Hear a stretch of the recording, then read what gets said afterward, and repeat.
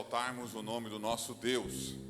Quero convidar aqueles que puderem a dobrarem os seus joelhos comigo nesse momento para orarmos ao Senhor. Quero que vocês continuem, por favor, orando pela irmã Florisa, que está hospitalizada, para que Deus possa restabelecer a saúde dela. Amém?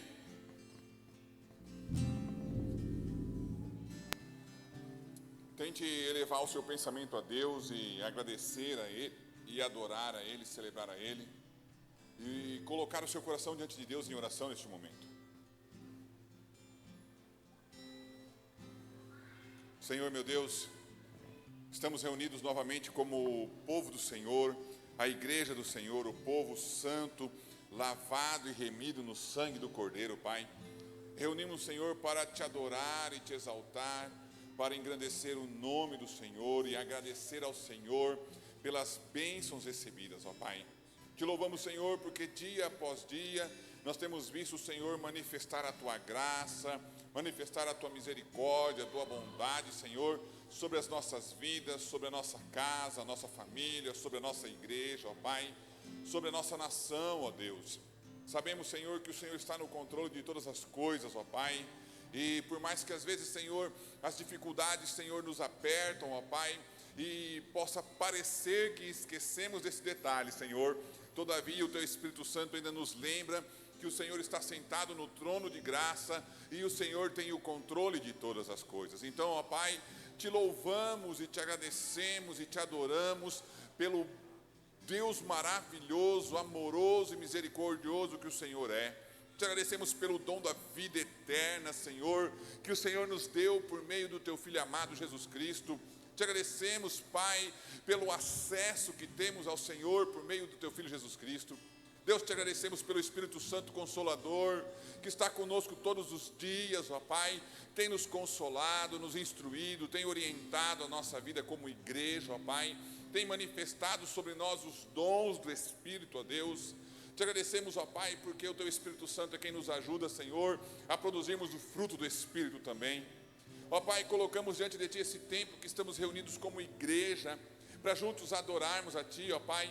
Que o Teu Espírito Santo venha, Senhor, se fazer presente, ó Deus, em nossas vidas, ó Pai. Que não seja apenas um momento isolado no dia ou na semana, ou apenas, Senhor, um ritual, uma tradição de estarmos aqui nas quarta-feiras à noite, ou nos outros programas, Senhor, da agenda da semana, mas que seja, Senhor, algo do nosso coração para o Senhor, ó Pai, que seja a expressão, Senhor, de um adorador, de quem está continuamente diante do Teu altar, e que se reúne como família, como igreja, como povo, para adorar e exaltar ao Senhor, ó Pai. Deus, que o Senhor continue olhando para a nossa igreja, Senhor, nossos sonhos como igreja, ó Pai, os desafios para nós como igreja, a restauração das nossas vidas, ó Pai, a comunhão por meio do amor fraternal, o perdão, ó Pai. Deus, que o Senhor nos dê, Senhor, orientação e graça para alcançarmos a nossa cidade para o Senhor, as cidades aqui em volta, o nosso estado, a nossa nação, ó Pai, e segundo a Tua vontade até as nações, ó Deus, que possamos, Senhor, ter a visão de reino, a visão de avançar com o reino de Deus nessa terra, de resgatarmos vida para o Senhor Jesus Cristo, resgatarmos vidas para o Senhor, ó Pai, de levarmos pessoas a conhecerem o Cristo que salva e que liberta, ó Deus. Deus, que o propósito nosso como igreja seja, Senhor, cumprir a grande comissão e anunciar e proclamar a mensagem do Senhor nessa cidade, ó Pai. Levar, Senhor, salvação aos perdidos, libertação àqueles que estão cativos, ó Pai. Cura para aqueles que estão enfermos, ó Pai, esperança para aqueles que já não têm mais esperança, ó Deus. Deus, que a nossa igreja seja, Senhor, essa fonte, ó Pai, da manifestação da graça, do amor e da misericórdia do Senhor, ó Pai. Deus, cuide, Senhor, de cada um dos Teus filhos que aqui congregam, ó Pai, aqueles que estão aqui hoje à noite, os que estão, Senhor, nas programações da semana, ó Pai, aqueles que estão sempre no domingo à noite, no culto de jovens, no culto infantil, na escola bíblica, ó Pai. tantas pessoas que congregam conosco, ó Pai, que sempre estão junto conosco, te adorando e te celebrando, ó Pai. Que a bênção do Senhor alcance a vida de cada um deles, a família de cada um deles, a casa, os negócios deles, ó Pai. Deus, que possamos, Senhor, cada vez mais ter o desejo, Deus, de manifestar o Teu amor por meio das nossas ações como igreja, de manifestar a graça e a misericórdia por meio das nossas ações como igreja, ó Pai. Que as pessoas vejam nada, Senhor, além do Senhor em nossas vidas, ó Pai. Que elas, ao olharem para nós, não vejam, Senhor, as nossas falhas, os nossos defeitos, mas vejam a manifestação do Senhor através das nossas vidas, das nossas atitudes, do nosso discurso, ó Pai. Que as pessoas, ao olharem para nós, possam ver Jesus Cristo, aquele que ama, aquele que morreu, aquele que ressuscitou. Que possamos, Senhor, falar e viver, Senhor, os valores do reino de Deus nessa terra. Pai, esse tempo, Senhor, que estamos aqui, Senhor, é para adorarmos, para celebrarmos, para engrandecermos o nome do Senhor. Mas é também, Senhor, para aprendermos a Tua palavra. Então, ó Espírito Santo de Deus, prepara o nosso coração para essa noite.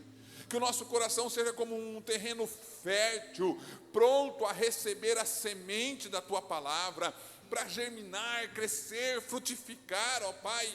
Deus, que o nosso coração seja um terreno fértil, onde o inimigo das nossas almas não tem o poder, ó Pai, de roubar essa semente, essa palavra, que produz crescimento, que produz transformação, que produz libertação, restauração, ó Pai. Deus, que o Teu Espírito Santo possa usar as nossas vidas, ó Deus, como canal de bênção, para ministrar a vida da Tua igreja essa noite, em nome de Jesus. Aleluia. Coloque-se em pé, irmãos, para juntos celebrarmos ao Senhor e adorarmos ao Senhor. Nós vamos adorar a Deus com algumas canções, e durante este tempo que adoramos, eu quero te convidar a ofertar e a dizimar neste momento.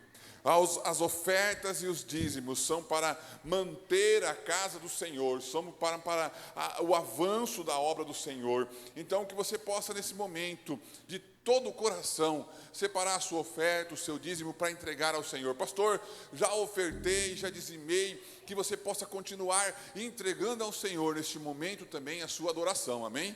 Oremos juntos pelas nossas ofertas e dízimos. Pai, nós entregamos a Ti neste momento, ó Deus, aquilo que lhe pertence, os dízimos, as ofertas, ó Pai, para a manutenção da Tua obra, para o avanço da Tua obra, ó Pai.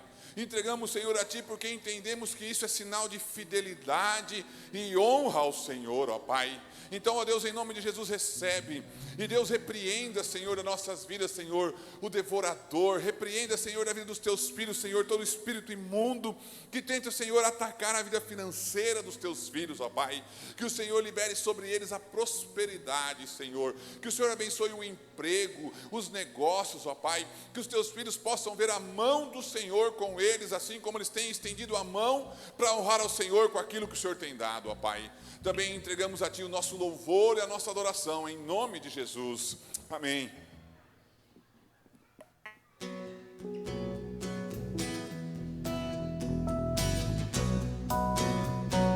As palmas.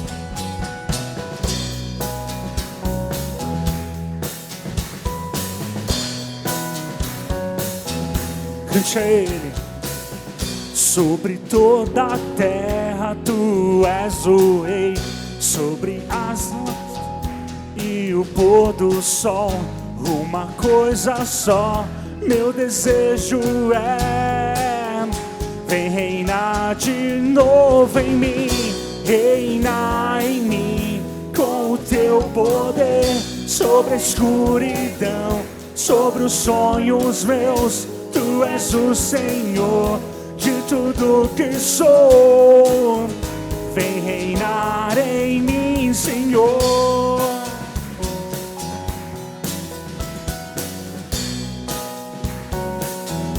Sobre o meu pensar, sobre o meu pensar, tudo que eu falar faz-me refletir a beleza que há em Ti.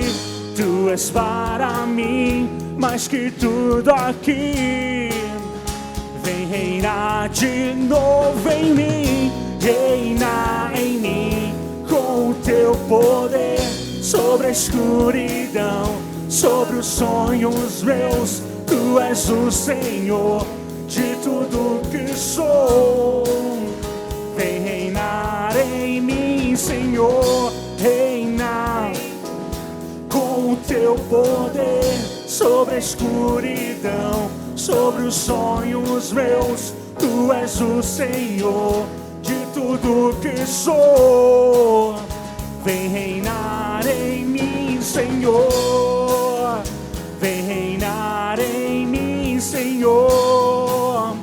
Vem reinar em mim, Senhor. Se o Senhor reina em você, celebre a Ele. Glória a Deus. Aleluia. Vamos continuar adorando ao Senhor.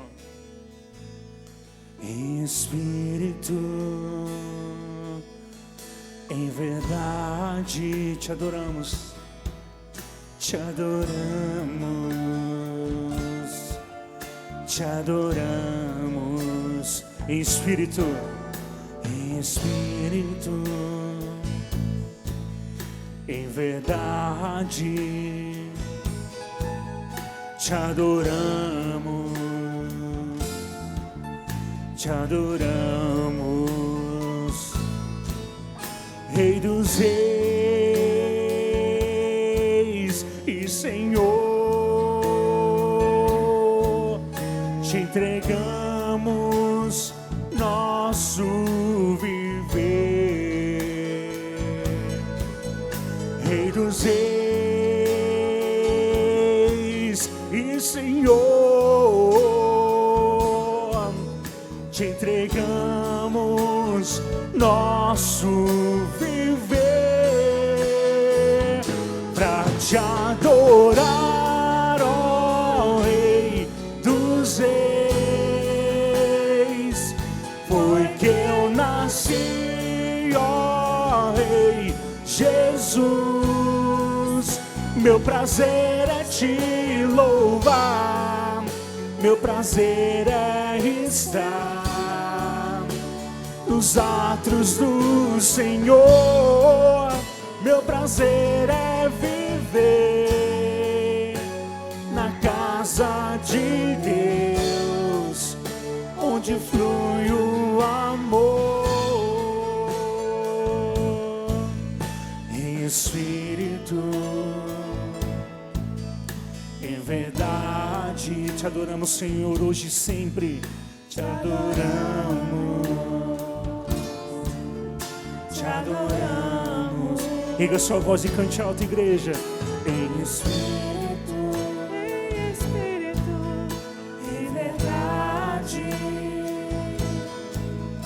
te adoramos, te adoramos. O que Ele é pra você? Rei dos E Senhor, te entregamos nosso viver, Rei dos Reis e Senhor, te entregamos nosso viver pra te adorar, ó Rei dos Reis. Foi que eu nasci, ó Rei Jesus. Meu prazer é te louvar, meu prazer é estar nos átrios do Senhor. Meu prazer é viver na casa de Deus, onde flui o... Se você sente o amor de Deus, cante alto, igreja, pra te adorar.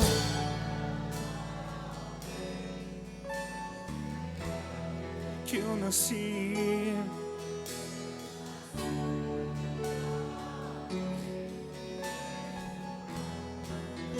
meu prazer é te louvar, meu prazer é estar nos átrios do Senhor.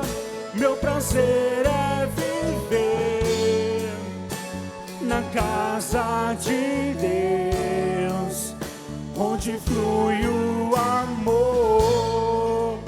Meu prazer é viver na casa de Deus, onde flui o amor. Oh Deus, obrigado, Pai, porque o Senhor nos dá o prazer de estarmos reunidos para vermos, Senhor, o cuidado do Senhor. Obrigado pela dedicação, Senhor, de vidas, de dízimos, de oferta, ó Pai, por esse tempo dedicado para adorarmos ao Senhor. E Pai, obrigado pelos nossos filhos, nossas crianças, que serão ministradas também essa noite pela Tua palavra. Que o Senhor abençoe a vida delas, que o Senhor abençoe as Tuas servas que vão ministrar a palavra. Use-as como canal de bênção, ó Pai, para abençoar a vida dos nossos filhos. Em nome de Jesus nós oramos. Amém. Aleluia. Podem sentar, queridos. Assente-se aí, por favor. As irmãs que vão para o culto infantil. Aleluia. As crianças que vão para o culto infantil, por favor, podem vir à frente. Isso, devagarinho. Bacana. Amém. Graças a Deus.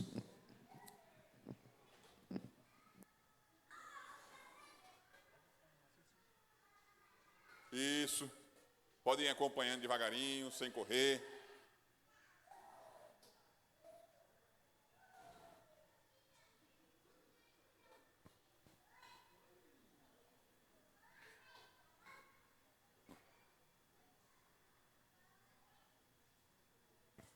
Queridos, nós vamos dar início a uma nova viagem, né, na palavra de Deus. Uma nova série de estudos da palavra do Senhor. Talvez você se pergunte, pastor, por que fazer uma série de estudos tão longa, né? Igual estudar um livro inteiro da Bíblia, né? Nós levamos 10 meses estudando Atos dos Apóstolos, né? Desde que a gente assumiu a igreja, todas as quartas-feiras, algumas exceções, né? Nós estudamos aí todas as quartas-feiras o livro de Atos dos Apóstolos, ok? Um grande pregador da palavra de Deus, que eu admiro muito e leio muito o material deles, ele diz assim, que quando nós, pregadores, nos propomos a pregar um livro inteiro, nós assumimos o compromisso de não fugir de certos temas. Que muitas vezes nós, pregadores, podemos olhar assim, tal tema pode ser ofensivo, então eu vou me furtar a falar sobre esse tema. Ou tal tema pode gerar uma certa complexidade, eu vou então deixar esse tema de lado. Quando você pega um livro inteiro, você não tem como você pular. Não, vou pregar o capítulo 3, obrigado, pode por aqui, Azaf, Deus abençoe. Quando você pega um livro inteiro, você fala, não, vou pular o capítulo 3 e vou lá para o capítulo 4. Aí o pessoal que está fazendo a sequência fala, pastor, e o capítulo 3, né? Aí você se vê, então, no dever, na obrigação, né, de seguir a sequência do livro. E aí você aborda tudo o que aquele livro está apresentando, sem fazer seleção de mensagem. E para o pessoal que escuta, né, também se torna mais aceitável no ouvido, porque você vai percebendo que há uma construção até chegar em determinados temas. Ok? Nós vamos começar o Evangelho de João, tá bom? Eu já estou falando bem pouco, porque a primeira vez que eu estudei Atos, eu levei 1 ano e meio, né? Eu já levei 10 meses, então já diminuí o tanto de fala, né? Algumas coisas vão ficando pelo caminho, mas a gente diminui o tanto de fala.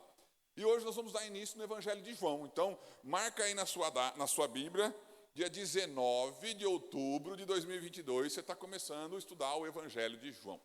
Pastor, por que o Evangelho de João?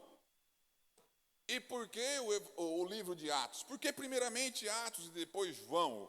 O que é que passa na sua cabeça de pastor? Simples. A visão que nós temos para a nossa igreja é a visão de igreja multiplicadora. Nós ainda estamos difundindo essa visão gradativamente e paulatinamente, né? E Atos dos Apóstolos, ele vai falar sobre essa igreja que nós queremos ser, que é a igreja primitiva. Então você começa a perceber que algumas coisas, como igreja primitiva, como igreja, nós devemos seguir conforme a igreja primitiva seguia. E por que o Evangelho de João? Por que não Mateus, Marcos ou Lucas? Por que não Coríntios? A primeira carta do apóstolo Paulo ao Corinto é muito boa de estudar. Por que não Romanos também, que é um livro, porque é um livro do Antigo Testamento, né? Porque, meus queridos, primeiro você precisa lembrar o que é ser igreja. E depois você precisa lembrar do porquê que você está nesse negócio. E João vai apresentar Jesus como Deus, como Filho de Deus. E os grandes evangelistas sempre olham e veem o Evangelho de João como a forma mais fácil de apresentar Jesus como Deus. João, ele vai pensar e escrever o Evangelho dele para o público geral, para judeus e gentios, para que qualquer pessoa, ao ler, possa entender a mensagem que ele tinha. Ok? Amém? Então, nós vamos caminhando e hoje eu vou lhe dar o direito de levantar a mão e fazer pergunta. Nós não estamos filmando só, né, Felipe? Só gravando, né? Então, eu vou te dar o direito de você levantar a mão e fazer pergunta e me interromper hoje, porque a gente está gravando. Sim, irmão Nilton.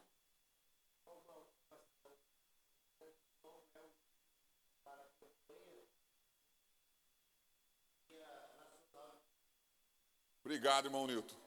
Nós, batistas, temos um material, que é o Evangelho de João, que ele é usado no Brasil todo, né, e até fora do Brasil, como um instrumento de evangelismo. Irmão Nilton, vê para nós, para a gente poder adquirir, para que cada irmão da igreja possa ter vê quanto custa e como é que funciona, pode trazer para a gente, para que cada um de vocês tenha um em mãos, para você entender o porquê que o pastor está falando sobre João, tá bem? Nós, batistas, usamos, como o irmão Nilton está falando, o Evangelho de João para pregação e evangelismo, ok? Certo? Então, vamos começar aqui no começo. Né? Parece redundante você falar, vamos começar do começo? Então, abra sua Bíblia no começo de tudo, lá em Gênesis capítulo 1. Nicole, põe para mim lá, por favor. Gênesis 1:1. Certo? Gênesis 1:1. O que aparece ali, pastor? O que aparece ali é a expressão, no princípio criou Deus os céus e a terra. Só isso aí mesmo. Eu estava acompanhando um pastor e ele estava fazendo o seguinte pensamento. O que existia antes do começo de tudo? Jesus. Mas ele vai te perguntando assim, o que existia antes do começo de tudo? Jesus. O que existia antes do início do tempo? Jesus. O que tinha antes de ontem? Porque assim, a Bíblia fala, no princípio criou os céus e a terra, e no primeiro dia ele falou assim, faça isso. Então você tem o primeiro dia, a primeira segunda-feira da história da humanidade, certo? Se nós temos a primeira segunda-feira da história da humanidade, o que aconteceu no domingo anterior? O que aconteceu no dia anterior ao início de tudo? Nada. Não tinha nada, a não ser a Trindade, Pai, o Filho e o Espírito Santo. Então essa teoria que a gente combate muitas vezes nos púlpitos, que é a teoria da evolução, ela falha no sentido de que ela quer dar o início de tudo. Mas se você começa a dar o início de tudo, antes do início tem alguma coisa. Antes do princípio de tudo tem alguma coisa. Certo? Vou fazer um bolo. Não tem nada. Tem que ter alguma coisa. Não dá para fazer o bolo do nada. Não é? Vou construir uma casa. O que tem antes da construção de casa? Nada. Terreno vazio? Você tem o terreno vazio. O que tem antes do terreno vazio? Você tem a ideia. Você tem a compra do terreno. Por que você tem a compra do terreno? Porque alguma vez na vida você ouviu dizer que comprar casa e ter casa é importante. Você ouviu de quem? De alguém que tinha uma casa. Então, quando você lê no princípio, em Gênesis capítulo 1, ele não está dizendo literalmente no princípio, na ideia de que no começo de todas as coisas. A versão em português, ao ler no princípio, ela dá a ideia do começo de todas as coisas. Mas a versão em hebraico, que é a palavra hebraica bereshit, né? Ela não é no princípio.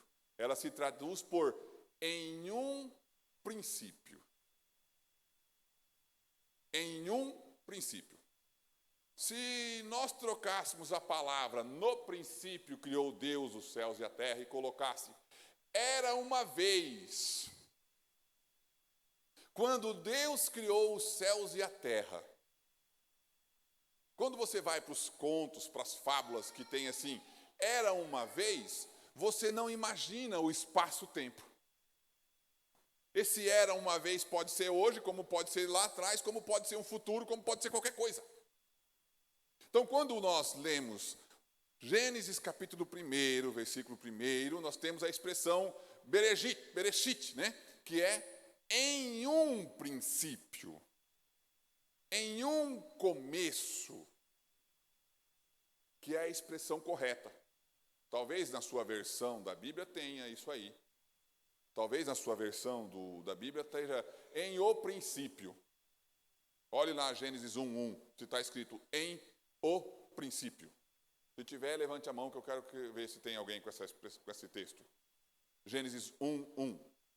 Em o princípio.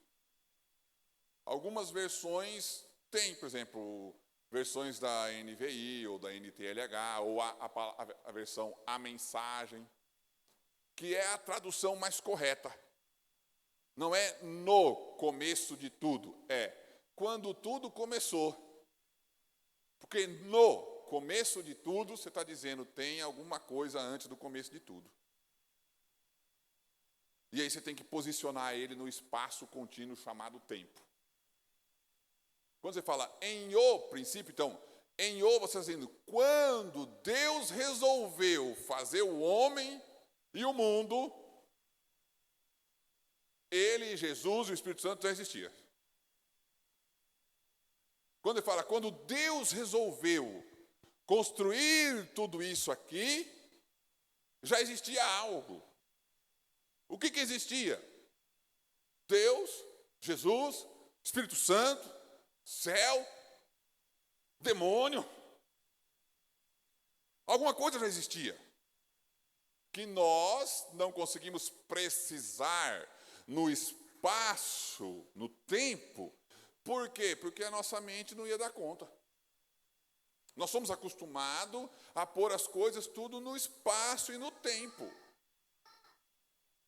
E a nossa mente não teria condições de imaginar. Segunda coisa, a nossa mente não tem condições de entender, perdão da palavra, o sexo dos anjos. A gente não tem. Quando fala para você, você vai morar no céu o resto da vida, você imagina o quê? O que você imagina morando no céu o resto da vida? Vamos lá. Eternidade. O que você vai fazer na eternidade?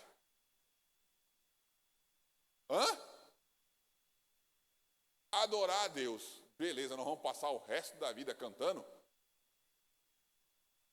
Não dá para gravar e ir repetindo enquanto a gente curte o céu? Não dá para pensar assim, será que não vai ter o churrasco do Beto Cacho no céu? Porque o churrasco não é bom? Aí a gente começa a pensar, será que vai ser calor ou vai ser frio? Se for calor, dá para rolar um tereré, que a gente mora na região quente, o que a gente faz? Tereré. Beleza, se for calor ou frio, então tem que ter roupa. Isso, irmãos, é a nossa mente tentando imaginar o que Deus diz que terá na vida eterna. Imagina se a gente tivesse um sinal do que era antes de tudo isso, como que a nossa mente não ia ficar?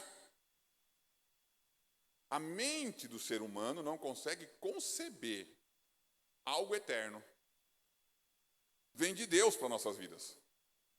E nós não conseguimos imaginar o que é passar o resto da vida num lugar só. Como que a gente fica então, pastor? A gente fica crendo no que a palavra diz. Que tudo que Deus tem para nós é bom. que tudo que Deus tem para nós é bom. Então não importa se eu vou comer carne assada, churrasco, tereré, se eu vou ficar cantando o dia inteiro, o que eu vou fazer? Eu estarei num lugar com Jesus. E tudo isso é bom. Por que o senhor está falando isso, pastor? Porque a ideia do livro de Gênesis, escrito aqui por Moisés, de em o princípio criou Deus todas as coisas, é a mesma ideia que João aplica no versículo 1 do Evangelho de João. Então, não dá para você entender João 1, pode pôr, Nicole, João 1:1. Não dá para entender João, capítulo 1, versículo 1, se você não entender o Gênesis 1:1. Por quê? Porque é o mesmo conceito. É a mesma ideia. É uma palavra grega que foi usada por uma palavra hebraica que tem o mesmo conceito. Tá bom? Então, olha só. No princípio. Embora seja no português, é a mesma ideia. Em um dado momento, quando Deus criou todas as coisas, aquele que é a palavra já existia. É como se você tivesse pulado Gênesis capítulo 1, as primeiras duas palavras, vírgula, e fosse direto para João capítulo 1, e seguisse dali. No começo de tudo, no princípio de tudo, ou muito mais além do que o espaço de tempo, quando tudo resolveu existir, ou quando Deus resolveu criar tudo. Quando Ele resolveu criar todas as coisas, o Verbo já existia. O Verbo já existia. Para nós, irmãos, não importa a data cronológica de quando foi que tudo começou. O que importa é que quando Deus resolveu criar todas as coisas, Jesus já existia. Eu lendo, que eu já fiz esse estudo, essa é a terceira vez que eu estou fazendo esse estudo. E hoje, lendo de novo, todos os materiais que eu li na segunda vez, me ocorreu uma coisa. Quando foi que Jesus venceu o diabo? No princípio de tudo. Quando todas as coisas pensou em existir, Jesus já havia vencido o diabo. O golpe final é a cruz do Calvário. Mas quando Deus fala, façamos tudo, e o diabo fala, não vamos lá meter o nosso dedo para estragar tudo, Deus, o Espírito Santo e Jesus já sabia que Jesus seria vitorioso sobre o diabo. O diabo não sabia, porque o diabo não sabe de nada. Ele não tem a onisciência, a onipresença, a onipotência. Ele sabe aquilo que está escrito sobre o fim da vida dele. Mas o dia que vai ser, ele está igual a nós, não sabe que dia que vai ser, não. Só que Jesus, no princípio, já sabia que a vitória era dele. Já sabia que o negócio já estava na mão dele. E aí ele vai dizer assim, no princípio era o Verbo, ou seja, antes da existência, antes do espaço cronológico, antes de todas as coisas existir, antes que tudo pudesse vir à tona, o Senhor já existia. Como é que isso é bonito? Por quê, pastor? Porque nós cremos num Deus que se revela através do Pai, do Filho e do Espírito Santo, que já existia antes que tudo pudesse existir. E que vai existir depois que tudo acabar. O que isso é importante para a minha fé, pastor? Esse tamanho do problema que você está passando essa semana não é nada perto de um Deus que existe, ou pré-existe, e vai existir o resto da vida. Não é nada. Mas o João escreve, no princípio era o Verbo. A expressão era vem do verbo ser. Ele está dizendo assim, ele já existia. Ok? Ele já era. Não no sentido de já era, foi finalizado. ele já existia, ele já era alguém. O que ele era? João vai dizer que ele era o verbo. A palavra grega logos, ou logos, depende do que você quiser falar, mas vem do logos. Entendeu? Aí vem uma coisa bem importante. O que vem, pastor?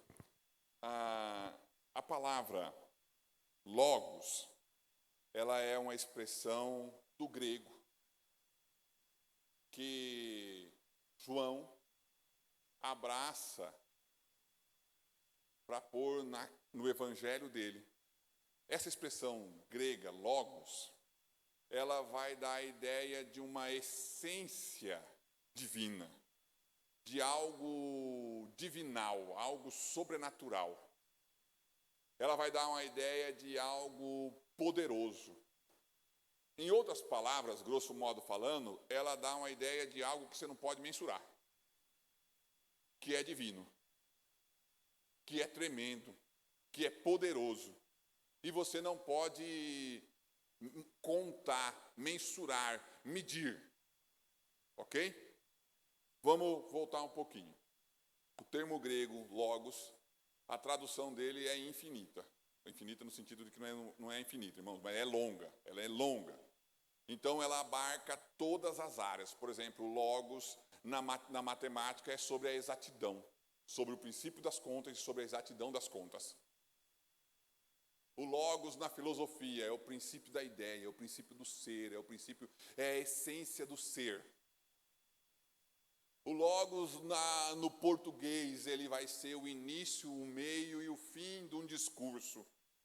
Ele é o resultado final de um discurso. Ele é o ponto inicial de um discurso.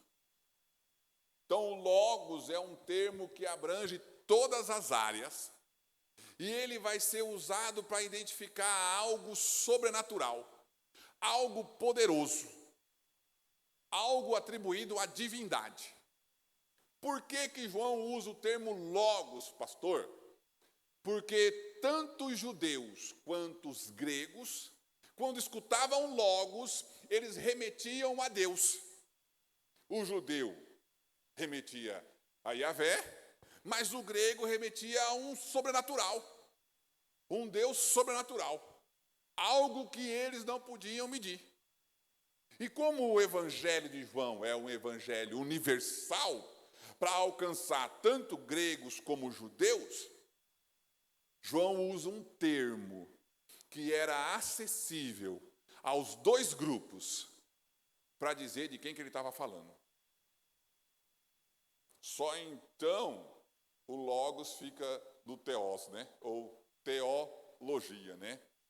Que é o logos do teós, ou seja, a palavra, a essência, o estudo sobre Deus. Que Deus? Jeová.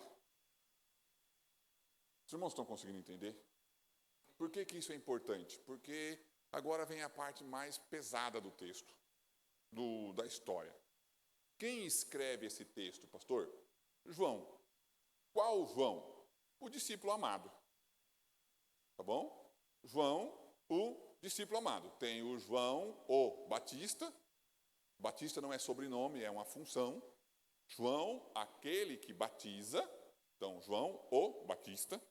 Ok? Daí você entende por que nós somos os batistas. Tá? Aqueles que batizam. Tá bem? João Marcos, que é o autor do Evangelho de Marcos, que se você se lembrar um pouco do livro de Atos, é aquele que vai na primeira viagem missionária com Paulo e no meio do caminho ele abandona o negócio, parente de Barnabé. E depois Paulo fala, manda Marcos para mim, porque ele é importante, é especial, é precioso. E João Marcos escreve o Evangelho de Marcos. João, o discípulo amado, é o irmão de Tiago, filho de Zebedeu. O nome da mãe, se não me engano, Salomé. Tudo indica que era primo de Jesus. Ok? É esse João. A Bíblia vai falar que eles eram chamados de irmãos Bonerges. Filhos do trovão. Por quê? Rapaz, Deus é maravilhoso, porque isso quer dizer que eles eram impulsivos. Eles eram impulsivos. Pastor, o que eles eram? É só lembrar do pastor de vocês e você vai entender quem era João. Você gostou, né? Aquele cara impulsivo que toma as decisões sem falar direito e depois que faz as nhaca, vem, me perdoa e tal. João. Olha como é que é interessante, né? O discípulo amado era alguém impulsivo. Junto com o seu irmão, os filhos do trovão. João é aquele que tenta comprar junto com o seu irmão o lugar à direita e à esquerda de Jesus. Ok? Tudo bem? Olha só. Tanto João quanto seu irmão Tiago foram chamados de filhos do trovão, possivelmente por causa do seu temperamento impetuoso, impulsivo. Eles queriam que o fogo do céu caísse sobre os samaritanos que se recusavam a hospedar Jesus. Lucas capítulo 9, versículo 54, vai dizer que manda fogo do céu e mata esse povo tudinho. É João, o discípulo, que fala que é o amado. Tá bom? Foi João quem relatou como ele e seus amigos tentaram impedir um homem de expulsar demônios em nome de Jesus, porque o tal não fazia parte do seu grupo. Lucas capítulo 9, versículo 49. Certa feita, João e Tiago tentaram tirar vantagens de seu relacionamento mais próximo com Jesus, cobiçando um lugar de honra no seu reino futuro. Marcos 10, 35, 45. É esse João. Sangue nos olhos. Briguento. Que tenta comprar por meio de propina um lugar de honra do lado de Jesus, que é chamado de João o amado. Você percebe que Deus escolhe as coisas que não é para ser? Que Deus escolhe aquilo que todo mundo fala capaz que é. E se torna. Você percebe que nós somos o maior grupo de improváveis na face da terra durante toda a história? Que a igreja é montada por aqueles que todo mundo fala não vai dar certo, esse não presta, esse não tem futuro. É nós, cheio de pecado, com as histórias que se a gente começar a contar as histórias, o irmão fala, meu Deus do céu, aonde eu estou? São os improváveis, são aqueles que Deus chamou para confundir a cabeça daqueles que acham que são alguma coisa. Então João é o autor do Evangelho, João também é o autor das 3 cartas de João e do Apocalipse de João, ok? Quando ele escreve? Perto do fim do primeiro século, entre os anos 85 a 96, 98 do primeiro século. Você precisa entender isso aqui. Por quê, pastor? Porque quando João escreve o evangelho dele, Mateus, Marcos e Lucas já haviam sido escritos há quase 40 anos.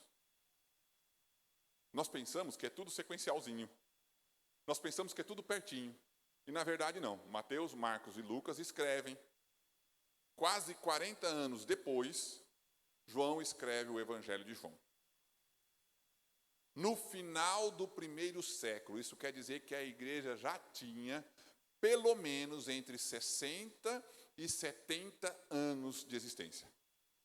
Vamos tentar entender isso? A igreja primitiva já tinha a idade da nossa igreja. Tá bom? E João escreve o evangelho dele muito antes, bem depois, 40 anos. Para você ter o que é 40 anos, é 1980, que é o ano que eu nasci, 82. De lá, 40 anos depois, é que é escrito o evangelho de João. Tá bom? Quando ele escreve, pastor, qual que é o cenário? Porque nada é escrito sem um propósito. Qual que era o cenário, pastor? Havia uma doutrina que estava varrendo a igreja primitiva. Lembre-se o seguinte, o primeiro grande desafio da igreja primitiva foi resolvido no Concílio de Jerusalém com Tiago, irmão de Jesus, Pedro e Paulo, que é o tema a respeito dos judaizantes, da circuncisão. Nós estudamos isso em Atos. Tá bom? Quanto? Atos 15. Obrigado. Atos 15 vai falar sobre isso. Atos 15 é o primeiro grande desafio da igreja, que é a circuncisão e a questão dos judaizantes. O segundo grande desafio que afrontou a igreja por quase 200 anos se chama gnosticismo. O que o gnosticismo prega?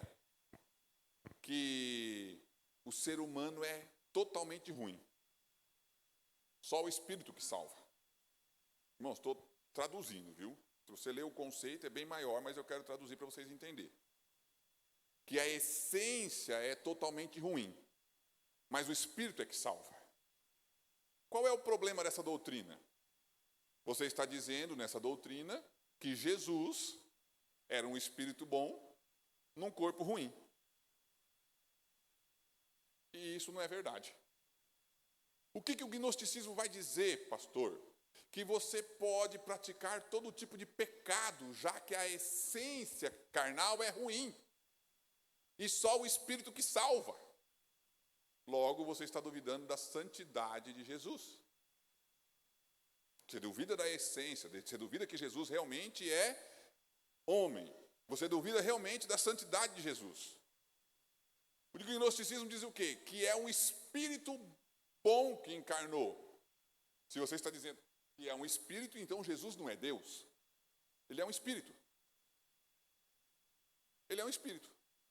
E o que o apóstolo João vai fazer no final do primeiro século? Ele vai escrever 4 livros. Evangelho de João, 1ª, 2ª e 3ª Epístola de João. Com o objetivo de refutar essa doutrina. Com o objetivo de garantir um material teológico para a igreja primitiva. Ok? Abra sua Bíblia, um irmão, por favor, só um irmão. Abra lá em João 20, 31. João 20, 31. Abra lá e leia em voz alta.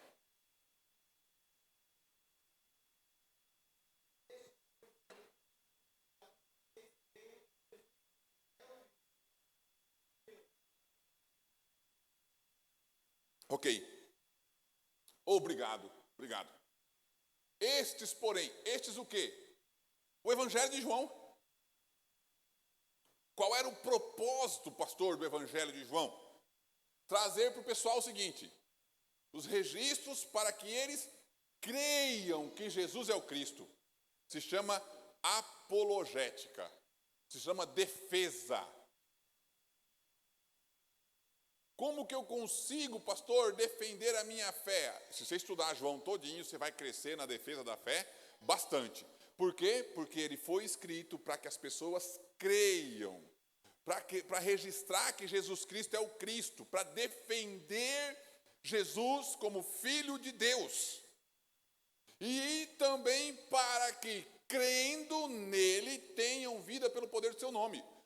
Ou seja, para a salvação. Então, o Evangelho de João é escrito com o propósito de defesa da fé e o propósito evangelístico. Salvação. Eu creio e defendo a minha fé. Porque eu creio, eu sou salvo. Ok? Amém? Estão comigo? Estão perdidos? Pergunta? Povo inteligente. Eu sempre quis pastorear a igreja inteligente.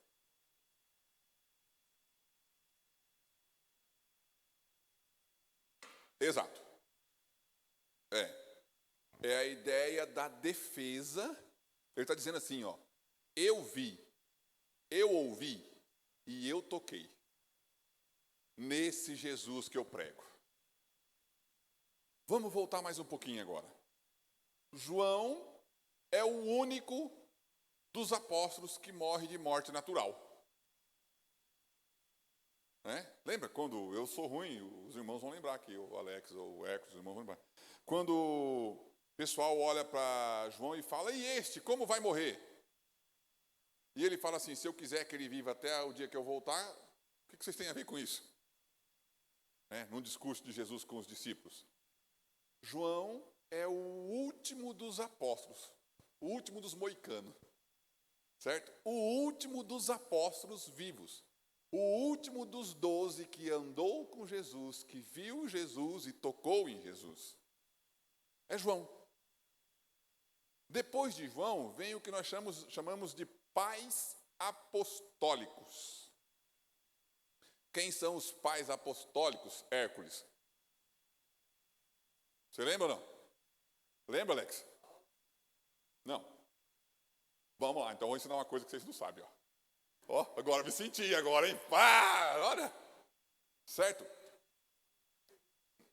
Certo. A ideia não está errada. Os pais apostólicos são os primeiros que tiveram contato com os apóstolos. A primeira geração de líderes da igreja são os apóstolos. A segunda geração de líderes da igreja são chamados de pais apostólicos, discípulos dos apóstolos. E a terceira geração, pastor, são chamados de pais da igreja. São os discípulos dos apóstolos. Deu para entender? Jesus, os 12, os pais apostólicos e os pais da igreja. São as 4 gerações, desde Jesus, discípulos, a segunda leva de liderança e a terceira leva de liderança. É aqui, irmãos, que a gente tem que reconhecer que o catolicismo tem as suas vantagens. Por quê? Porque essa parte da história, o catolicismo tem ele totalmente registrada. E eles não fogem muito do que é verdade. Por exemplo, Irineu, um dos pais, né? Deixa eu ler aqui nas minhas anotações aqui.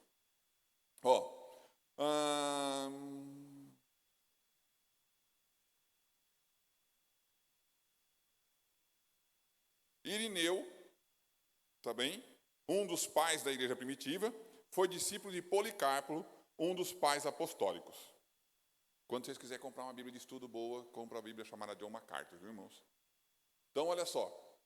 Irineu, um dos pais da igreja, foi discípulo de Policarpo, um dos pais apostólicos. Policarpo foi discípulo de João, o amado.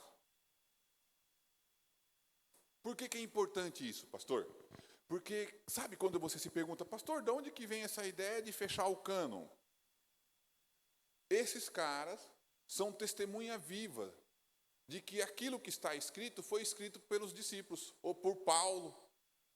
Então, olha só, Irineu andou com Policarpo, que andou com João, o discípulo amado. Então, Policarpo e Irineu dão testemunho de que João escreve tanto o Evangelho como as 3 cartas e Apocalipse. O testemunho deles são irrefutáveis, a ponto de João e as 3 cartas e Apocalipse entrar para o cânon do Novo Testamento. Os irmãos entenderam? Por que isso é importante, pastor? Porque você precisa entender que o que você está lendo não vem de qualquer lugar, de qualquer jeito, que fez feito. Não é como quem vai ali catar guavira. O negócio tem ordem. O negócio tem decência. O negócio tem origem. Ok? Você levantou a mão?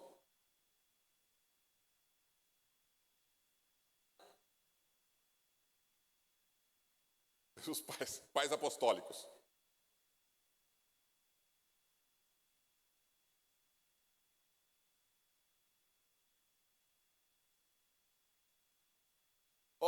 Policarpo, Irineu, Eusébio, são homens que andaram e dão testemunho. Um livro bom de ler, As Confissões de Santo Agostinho, por mais que seja um nome de um santo, mas ele é um dos primeiros líderes da igreja, antes da igreja se tornar a igreja católica. Você tem uma ideia da história da igreja. Porque, irmãos, a gente não pode ignorar a história da igreja. Não é porque nós estamos no século 21, vivendo tudo que a gente está vivendo, que a gente não pode, vai ignorar o que aconteceu desde Jesus para cá. Existe uma história. E a igreja vem resistindo durante a história. Ok? Amém? Certo. Então você entendeu quando foi escrito, em 90 e pouco antes de Cristo, 85 a 96, 98 antes de Cristo. Deve ser 96, porque ele morre com 98 anos, antes do primeiro século acabar. Ok? Quem escreve é João, o discípulo amado. Para quem que ele escreve? Para o público geral, tanto judeu quanto gentil. Por que ele escreve? Para poder testificar que Jesus Cristo é o Filho de Deus, Deus encarnado, e para refutar uma doutrina chamada gnosticismo. Ok? Ele escreve perto ou longe dos sinóticos, 40 anos depois. Por que é evangelhos sinóticos, pastor? Porque se chama semelhante. Então, muitas histórias que estão em João você não encontra em Mateus, Marcos e Lucas. É bem possível que João leu Mateus, Marcos e Lucas e, ao escrever, não se importou com algumas histórias que eles registraram, mas sim com histórias que ele lembrava e precisava registrar.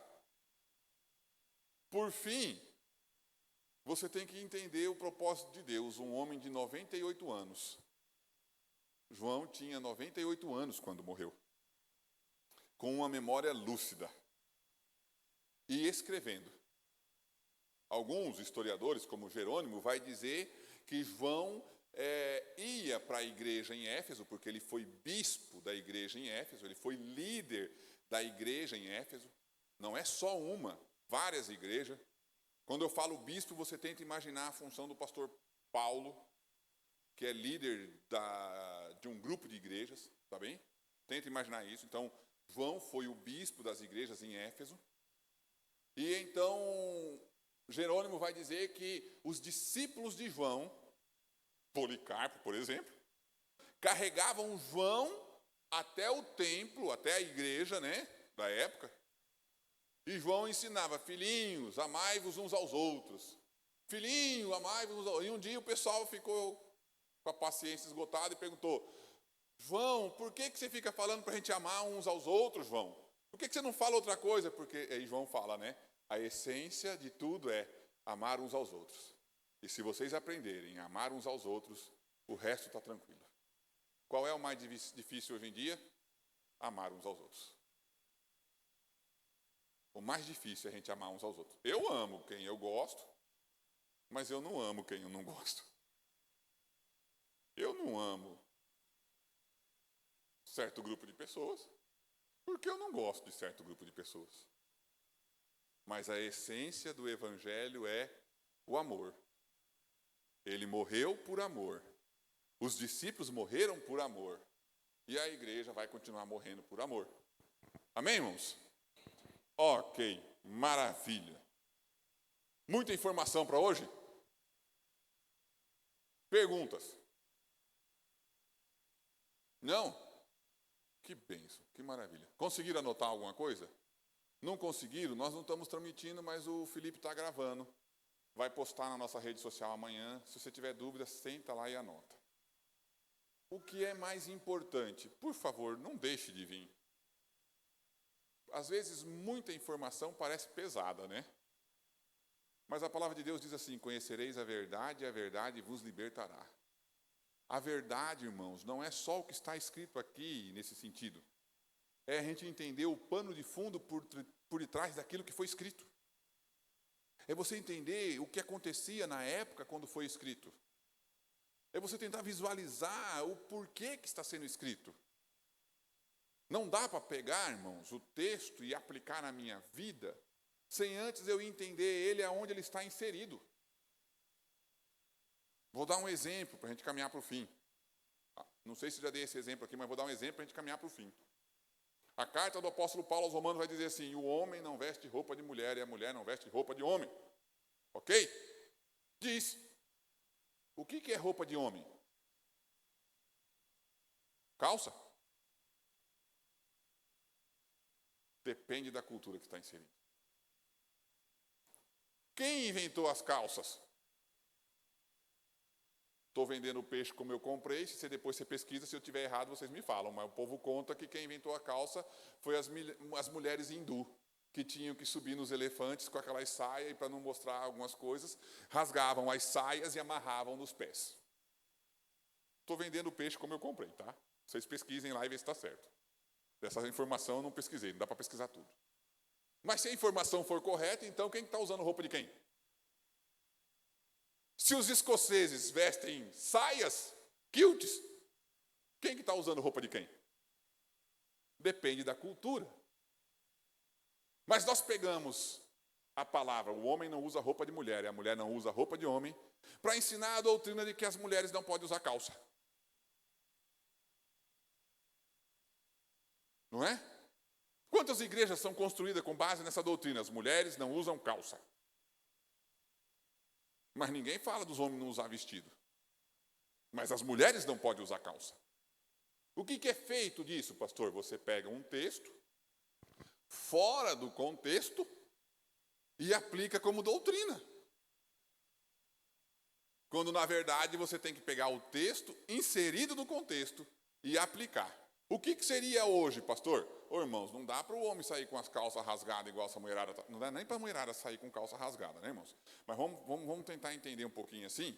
E aí, não é a rasgada no joelho, viu, irmão Nilton? É aquelas rasgadas bem aqui assim. Tá bom? Os irmãos sabem. As irmãs também sabem, que tem umas que são rasgadas bem aqui assim, né? Se as mulheres já usam e as irmãs já ficam escandalizadas, imagina se os irmãos usassem uma calça rasgada aqui. Se os homens usassem, não é? Vamos dizer assim. O que deveria ser aplicado hoje, pastor? Existe a roupa decente do crente e existe a roupa indecente que o crente não usa. Deu para entender? Por isso que eu prezo, irmãos, por esse ensinamento. Porque eu quero que você entenda não apenas o que está escrito, mas o pano de fundo por detrás do que está escrito. Porque isso gera crescimento espiritual, amém? Então nós vamos parar no versículo 1, na primeira frase. No princípio era o verbo, e o verbo estava com Deus, amém? Quarta-feira que vem eu volto daí para frente, a gente trabalhando. Ok? Perguntas? Se não há, eu quero que vocês, por favor, se coloquem em pé para a gente orar. Porque daí eu começo a falar muito, eu me empolgo, e as crianças ficam lá, né? E vão indo. Pastor, agora vai vir o calor, pastor, o que a gente faz? A gente não quer perder, mas vai dando uma leseira, traz tereré. Eu deixo vocês trazerem o tereré no culto da quarta-feira à noite. Pode trazer, não faz rodinha, né? Não, né? Você só não faz rodinha, viu? Se for fazer rodinha, a gente faz uma grande roda, tá? Mas eu quero que vocês venham, irmãos. Por quê? Porque eu quero que vocês cresçam no conhecimento da palavra de Deus. Irmãos, quando eu vim conhecer, o irmão Mauro vai lembrar, alguns irmãos que estão aqui vão lembrar, quando eu vim, o nosso ministro de louvor vai lembrar, quando eu vim conhecer a igreja, eu disse para os irmãos, eu não sou bom em muita coisa, mas ensinar a Bíblia, isso eu sei fazer. E se eu ficar aqui 1 ano, 2, 10, 20 anos, o meu desejo é que quando eu sair, vocês possam falar assim, nós aprendemos Bíblia. Pastor Kleber não fez muita coisa boa, não. Mas se tem uma coisa que a gente fez, foi aprender Bíblia. Por quê, irmãos? Porque é o que Deus me deu como ministério. É ensinar a Bíblia. Amém? Se vocês estiverem lendo, tiver pergunta, anota e traz para mim num papelzinho que a gente vai aprendendo. Pai, muito obrigado, porque o Senhor tem nos dado graça para aprendermos a Tua palavra. Senhor, como é bom entender que antes de tudo, Senhor, o Senhor já existia. E, Pai, como é bom entender, Senhor, que antes de tudo acontecer, o Senhor já sabia que o Senhor iria vencer o inimigo das nossas almas na cruz do Calvário. Como é bom entender que o Senhor é Deus, e é um Deus que vai além da compreensão das culturas, dos pensamentos dos homens, ó Pai. Que o Senhor é um Deus que não cabe num conceito, que não cabe numa fórmula, numa caixinha, mas o Senhor cabe no nosso coração, Pai. Isso é maravilhoso, ó Deus. Então, ó Pai, que o Teu Espírito Santo continue nos dando entendimento, sabedoria, para crescermos espiritualmente, para que possamos refletir o Senhor nessa sociedade, conforme é revelado na Tua palavra, Pai. Guarda os Teus filhos, Senhor. Dê um restante de semana abençoados, em nome de Jesus. Amém. Antes de eu dar a bênção, eu tenho alguns avisos. Primeiro, domingo que vem, o Beto e a Jaque já estarão vendendo os convites para jantar de casais. Irmãos, são 60 convites que a gente fez da primeira vez. Nós vamos trabalhar com 60 também. Ok? Segunda coisa, o jantar é temático. Ok? Então eles vão apresentar o tema aí, que vai ser, a gente está discutindo o tema, mas o jantar é temático, então quer dizer que você vai ter que, os anos 60, vai ter que botar vestido de bolinha e passar brilhantina no cabelo para quem tem, beleza? Mas vai ser um jantar temático, dia 19 de novembro, nosso último jantar do Encontro a Dois aqui no Espaço Comunhão. Dia 4 e 5, curso de homilética, você que quer aprender a pregar, dia 4 e 5, nós vamos dar início, porque eu estou vendo que não vai dar para acabar no dia 5, então nós vamos dar início dia 4 e 5 e continuar ele nas outras sexta-feiras do mês de novembro. Pastor, eu quero aprender a pregar, dia 4 e 5. Vou disparar já até domingo um formulário para você preencher ali. Ok? Amém? Que o amor de Deus, a graça do nosso Senhor e Salvador Jesus Cristo e as eternas consolações do Espírito Santo seja com a igreja, o povo de Deus, diga amém. Deus abençoe vocês.